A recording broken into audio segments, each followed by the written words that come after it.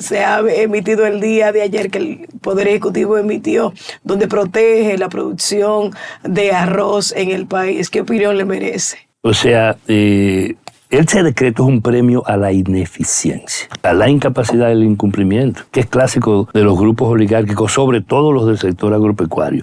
Y además se hace en nombre de un nacionalismo y de protección de cuáles productores nacionales. Cuenta regresiva para la designación en 100 días de un nuevo procurador. Ninguno de nosotros cuatro debe tener mayores esperanzas. Quien tiene esperanza, y habrá que ver si hay satisfacción, es el pueblo dominicano. Mira, la desgracia ya está.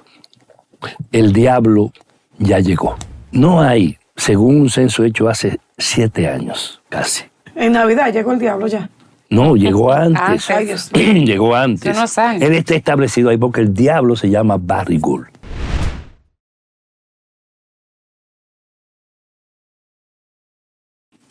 Estamos aquí de regreso con todos ustedes. Gracias a todos los que se integran a partir de este momento a nuestro programa matutino Su Mundo. Tenemos aquí a nuestro invitado. Él es el director del Observatorio de Políticas Públicas de la Universidad Autónoma de Santo Domingo, sociólogo, catedrático y uno de los hombres que ha luchado con mayor fervor por el fortalecimiento de la democracia de la República Dominicana.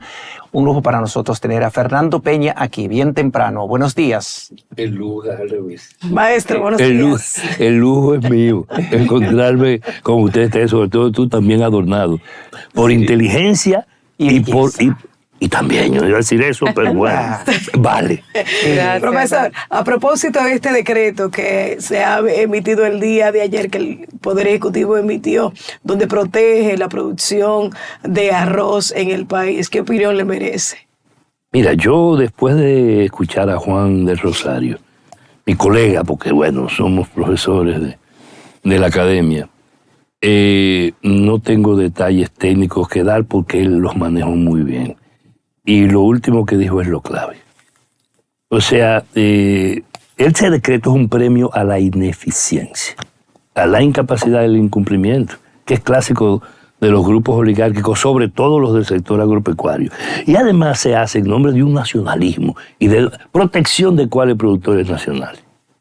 Ha invertido en preparar a nuestros pequeños y medianos productores lo que se debe invertir y asegurar desde el punto de vista técnico-financiero para que nosotros tengamos una producción de arroz eficiente.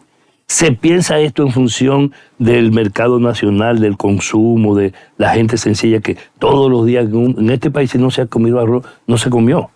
Entonces, ¿cómo es posible que en un elemento tan estratégico, después de haber pasado y reiterado la ampliación de plazos, se siga insistiendo en eso?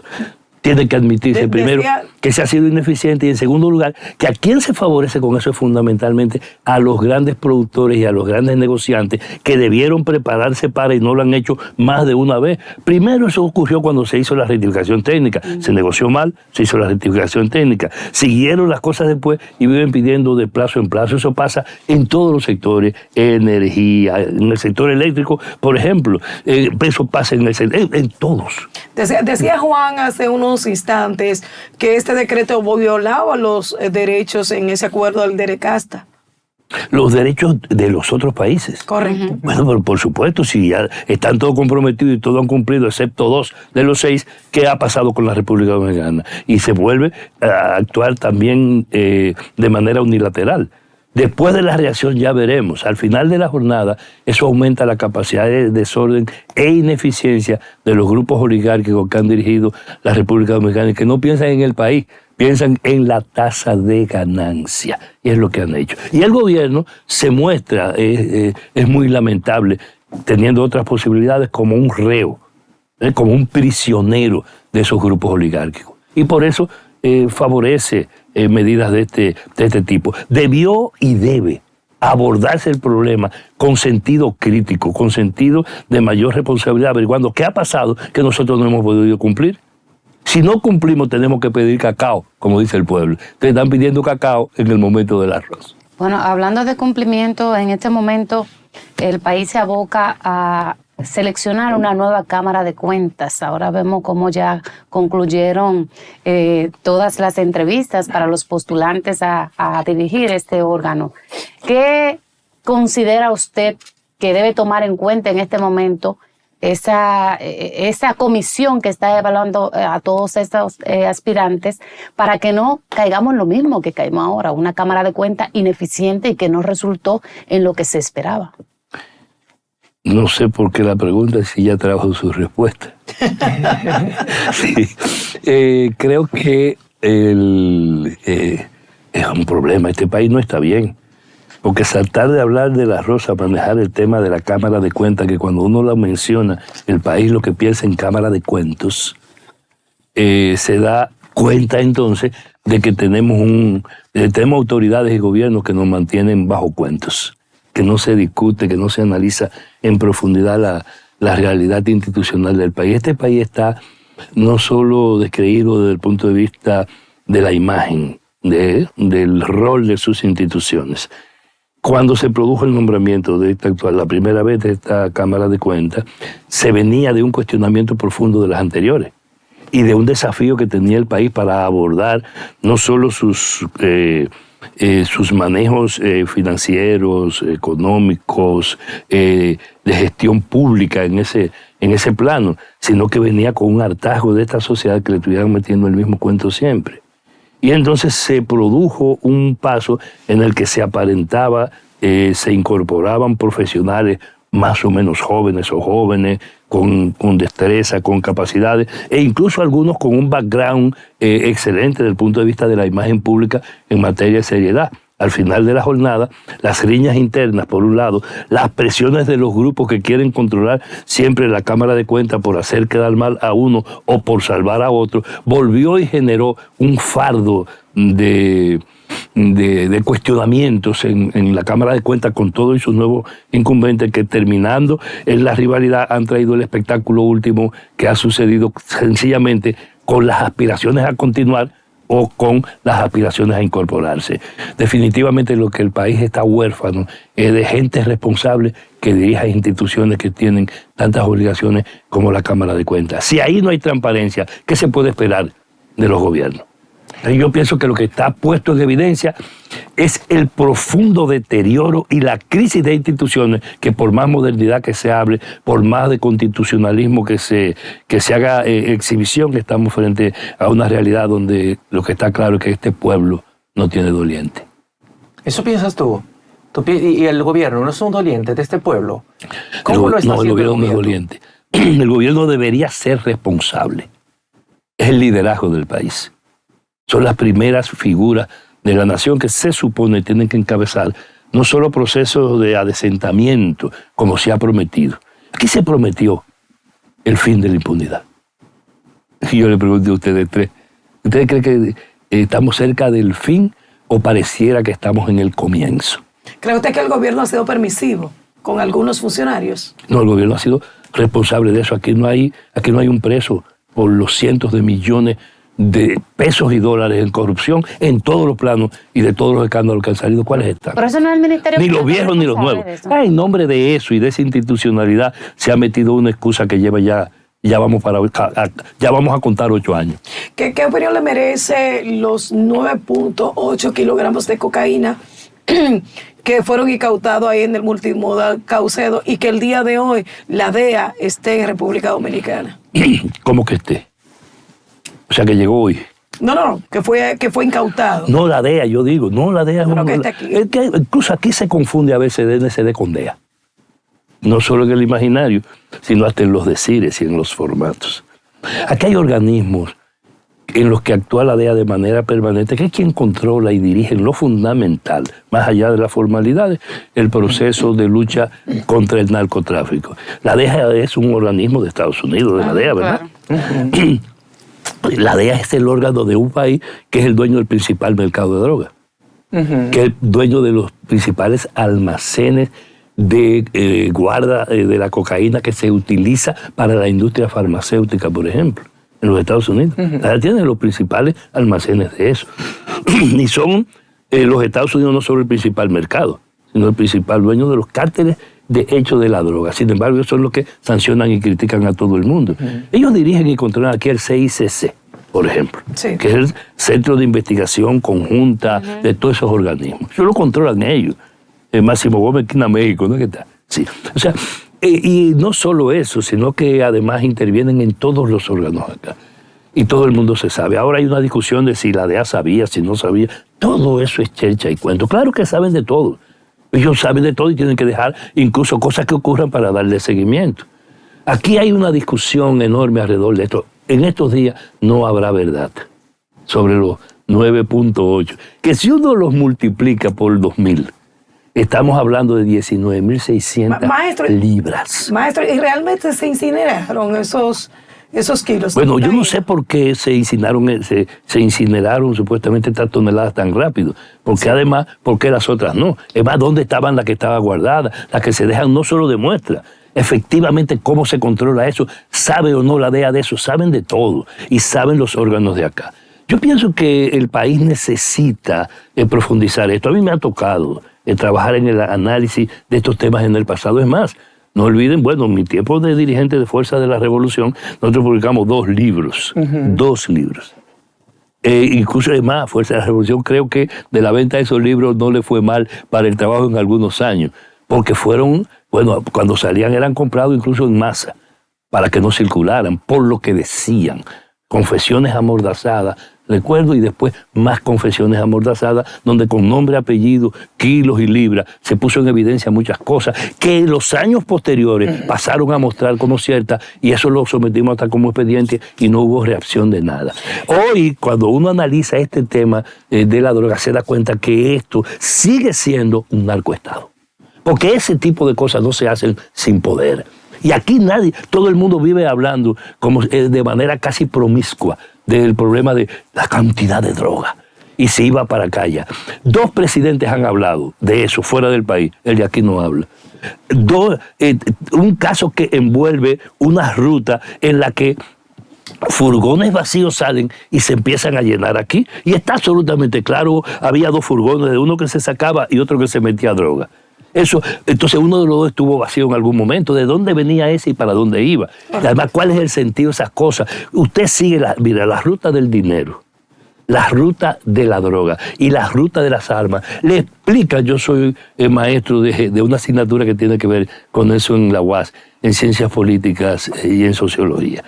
Esas 3 rutas ponen al desnudo de manera muy evidente lo que pasa con estas instituciones y estos poderes. Aquí lo que está corrompido es el poder. Puede pasar que hayan 2 furgones traficando en Caucedo droga, sin que eso esté articulado absolutamente al poder. Bueno, se habla de 5 países envueltos en todo esto. Colombia, no, México, no hay 5 países envueltos.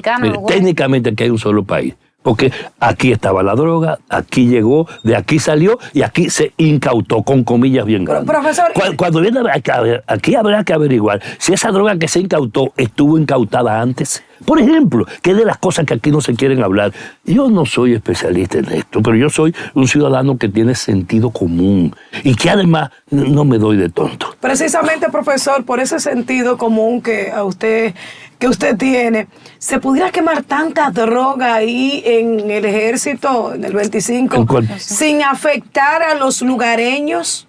Sí, cómo no. Ahí sí, claro, eso es un problema técnico. Sí. Eso no tiene mayores problemas. Porque Punta Catalina entonces debía reventar el mundo. Claro. Sí, pero deberíamos todos a esta altura de juego estar todavía. No, eso no. Profesor, no afectaría. Usted ahorita acotó algo. Bueno, sí, es de verdad. Y lo voy a decir. Pasamos del arroz a la Cámara de Cuentas, de la Cámara de Cuentas a 9.8 toneladas. Y ahora vamos a llegar a la Procuraduría General de la República. Ya en el día de ayer se inició la cuenta regresiva para la designación en 100 días de un nuevo procurador. ¿Qué usted espera de esta nueva figura? Y si usted tiene un nombre que podría considerar que debe ser visto o propuesto para dirigir el Ministerio Público. Ninguno de nosotros 4 debe tener mayores esperanzas. Quien tiene esperanza, y habrá que ver si hay satisfacción, es el pueblo dominicano. Aquí nos mantienen siempre en un juego alrededor de estos temas que siempre devienen en instrumentos de entretención de la opinión pública o de la conciencia colectiva, más que de la opinión pública. A veces uno no sabe qué es la opinión pública, si es la de medio o si es la de la gente. Yo también, que me toca bregar con eso en la academia, creo que es la opinión de la gente. Lo que espera el pueblo dominicano es que definitivamente aquí se hagan las cosas como tienen que hacerse. No se han estado haciendo. Y ocurre, y viene a ser, que esa última pregunta se da después de dos que tienen que ver con cosas vitales del país. Una con la alimentación y otra con la decencia. Entonces, entre alimentación y decencia vamos a discutir a quién van a poner en la Procuraduría. Ese es un manejo. No olviden ustedes de la decisión de doña Miriam de salir del puesto, del aplazamiento que se hizo. Ya se ha hecho combinar con esto. Eso no espera más. Ya tiene que irse por todo lo que había ocurrido y por sus decisiones y por la actitud política del gobierno. Ahora se trata de buscar un sustituto. Ahora nos van a mantener con un poco de circo alrededor de eso. Lo que va a pasar que 100 pase. días en Sí, eso. que lo que va a pasar que pase. Al final de la jornada, Cámara de Cuentas, ¿qué pasa? Cámara de Cuentas que está envuelto en proceso que implicó que la intervención de la Procuraduría tuvo que producir hasta allanamientos en donde hay cuestionamiento. Es más, las últimas intervenciones del propio gestor actual de la Cámara de Cuentas en el proceso de su sustitución ponen en evidencia las cosas. Tal vez lo más importante es decir, ¿qué usted tiene que decir, caballero, que dice que si usted habla se acaba el mundo? ¿Por qué no se discute eso? No, incluso eso obligaría en un país decente y con instituciones fuertes a intervención de otro tipo. E incluso eso de que yo no me meto en la justicia porque ese es otro poder, es un cuento al que nos tienen muy mal acostumbrados en este país, porque cuando se da la gana, cuando viene la gana, se interviene. Y se interviene de manera política. Entonces hay que tomar aquí decisiones de poder que impliquen un viraje de verdad en este país, o vamos a llevar la nación a una situación definitivamente inmanejable. Aquí se había hablado de gobernanza, de gobernabilidad y de todos estos términos modernos, sin mirar las consecuencias de... ¿Usted sabe dónde está la gobernanza y la gobernabilidad? En un presidente que lo encaran desde fuera y no responde.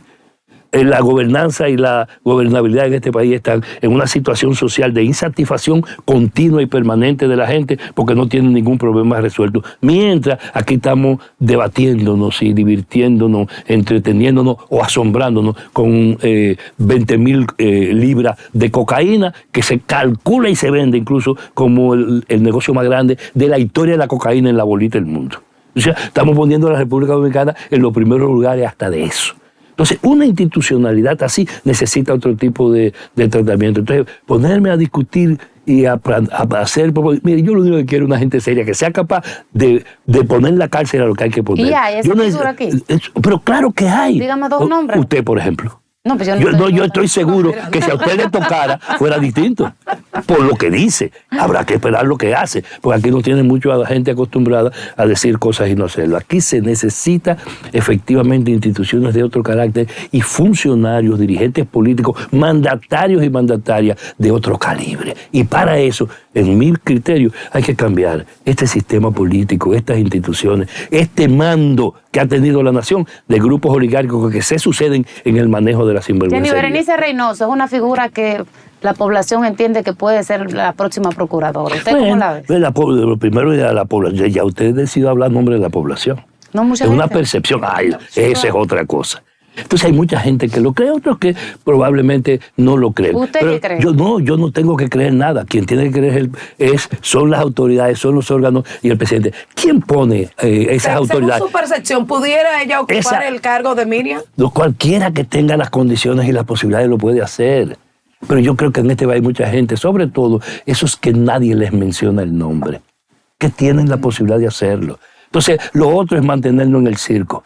Y yo no quiero apostar al circo. Lo que no es un circo, Fernando, es la situación muy crítica que se está produciendo en la provincia de Juan Sánchez Ramírez, sobre todo en el área de influencia de la Barrick, de la minera Barrick, Pueblo Viejo, donde ellos están con el proyecto de construir una nueva presa de cola que sustituya a la actual, porque la que ya tienen colapsó, agotó su vida útil, y eso ha generado un movimiento de de presión y de reclamo de decenas de familias que van a ser desplazadas de esas tierras, que le están contaminando sus aguas y que corren el riesgo de que se agrave su situación precisamente si construyen esa presa de cola. Tú tienes un conocimiento porque estás trabajando directamente con esas organizaciones.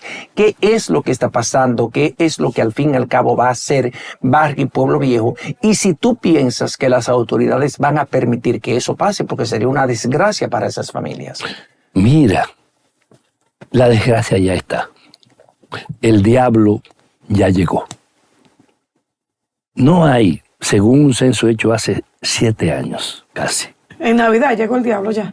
No, llegó antes. Llegó antes. Él está establecido ahí porque el diablo se llama Barry Gould. Está establecido ahí desde que se apoderó de un contrato para el cual envió una empresa junior que hizo el acuerdo de Plaza Ardón en aquella ocasión. Posteriormente ellos lo heredan después de desinteresar a quienes tenían que desinteresar y se apoderan de una llamada Reserva Fiscal Montenegro que crea el gobierno de Leonel Fernández para asegurar la entrega de 4.700, 4.800 hectáreas mineras a Barry Gould para desarrollar el proyecto PVDC Pueblo Viejo Development Corporation, creo que es lo que quiere decir. Y ese proyecto de explotación lo que está explotando el oro de los sulfuros, que había dejado la Rosario, la única mina de oro del mundo que quebró, porque se quebró, pues te da quebrada. Y con un pasivo ambiental tan brutal que cuando se negocia el contrato, el gobierno dominicano, para facilitarle la cosa a Barry, en un contrato que los legisladores para aprobarlo no leyeron, les reconoció y asumió el pasivo ambiental. Oigan bien. Y la Barry compró la finca con las vacas dentro, incluyendo las comunidades, que las tratan como eso, como reses.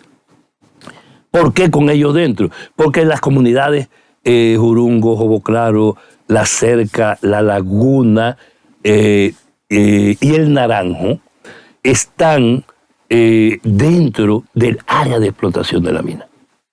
Y ellas debieron ser deslocalizadas para desarrollar un proyecto como el que ha desarrollado PVDC. Nunca fueron deslocalizadas. Hoy todavía a Juana Barceló se le ocurre decir que esas comunidades son invasoras y son más viejas casi que la mina. Porque ahí se está sacando oro desde que Colón pisó, desgraciadamente, América. ¿A qué se debe que la provincia Sánchez Ramírez sea una provincia con tanta carencia en estos momentos teniendo tanto oro? Según Leoncia Ramos, dice ella, tuvieron una sola desgracia: nacer sobre el oro y en una mina de oro, para vivir en la pobreza siempre, porque esa mina, primero los colonizadores y después todos los que nos neocolonizaron hasta la actualidad han controlado esa mina. El Estado tuvo unas vacaciones dominándola cuando aquella nacionalización de la Rosario, que lo que heredamos fue un gran negocio con una potencialidad enorme para dejarlo en manos de gente que la quebraron, incluyendo generales que quebraron, héroes nacionales que quebraron esa mina. Ese fenómeno de Cotuí, sabiendo que en Cotuí hay además yacimientos de oro que son superiores a lo que hemos tenido ahí en Cotuí, es lo que ha llevado a que el año pasado el gobierno dominicano en un decreto ampliara la reserva fiscal y la ampliara de 4.750 promedio hectáreas mineras a 13.000. Y la razón para ampliarla a 13.000 es que Barry necesitaba hacer una presa de cola que se puede hacer a lo mejor en 20 estadios de fútbol. Y que no la dejamos hacer en Yamasá, de hecho, que estuvimos allá y no permitimos que se hiciera allá. Un momento. Y que intentaron hacerla ahí, escogiendo un espacio entre 18 alternativas que tenían y que estudiaron para hacer esa nueva presa de cola, que es una segunda presa de cola que está concebida dentro del viejo proyecto PVDC. Entonces debieron hacerla dentro de su propio perímetro, que ya tienen 4.700 hectáreas mineras. Pero no, este gobierno es tan interesante y tan inteligente, y es lo mismo que discutíamos ahorita del DRCAFTA, que es capaz para que hagan una presa de cola que cabe en 15, 20, 30 estadios de fútbol, le entrega tres veces un terreno 3 veces tan grande como el que actualmente tienen. Porque de 4.700 a 13.000 hay eso, si yo no estoy manejando mal la aritmética. Esa ampliación para hacer una presa de cola, lo que encubre es la responsabilidad de un gobierno que no la tiene. ¿Cuál es? Ampliarle la reserva fiscal para supuestamente hacer una presa de cola cuando Barrick tiene un proyecto de ampliación que implica tunelar, o sea, explotar el oro que hay en la zona y en el área que ya ellos averiguaron, y que implica hacer crecer enormemente la mina, y que implica no aumentarle la vida útil, sino darle otros yacimientos contiguos o de su extensión en esa zona, para que le exploten en nombre de una presa de cola. Barrick tiene un proyecto de expansión que lo anunció en Inglaterra hace años, hace casi 5 años. Y ese proyecto de expansión nunca lo ha presentado. No hay un proyecto de expansión de Barrick formalmente planteado al gobierno dominicano. No lo hay. Ellos lo tienen, pero no se lo entregan porque están creando primero una situación de hecho para sacar mayores ganancias.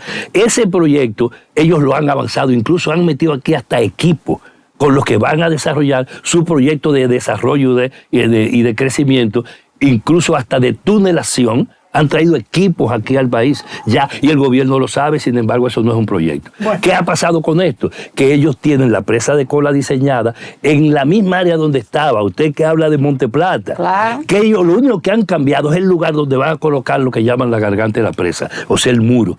Que en Cuance, donde lo querían poner primero, era de 1 kilómetro. La comunidad lo derrotó, el país lo derrotó. Y cambiaron y ahora lo plantean en las 3 bocas. ¿Sabe de qué tamaño es ese muro? De 3 kilómetros.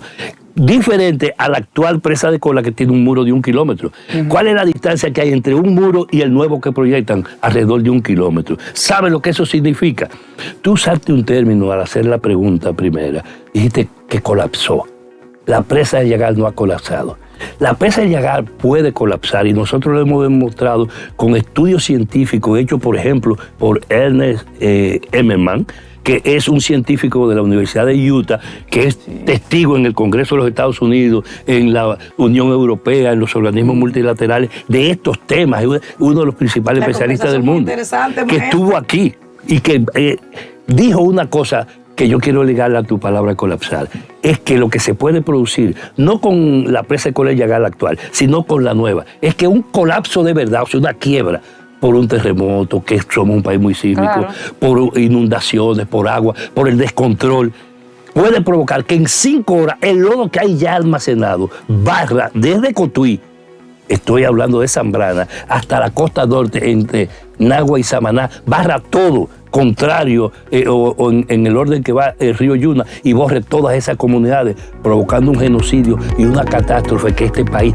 no podrá manejar nunca. Eso es terrible. La mejor manera de terminar esta entrevista con Fernando Peña, siempre resulta corto el tiempo para hablar con él porque tiene una capacidad y un dominio extraordinario de tantos temas importantes. Ha sido nuestro invitado Fernando Peña, director del Observatorio de Políticas Públicas de la Universidad Autónoma de Santo Domingo. Le agradecemos su comparecencia y a ustedes quédense ahí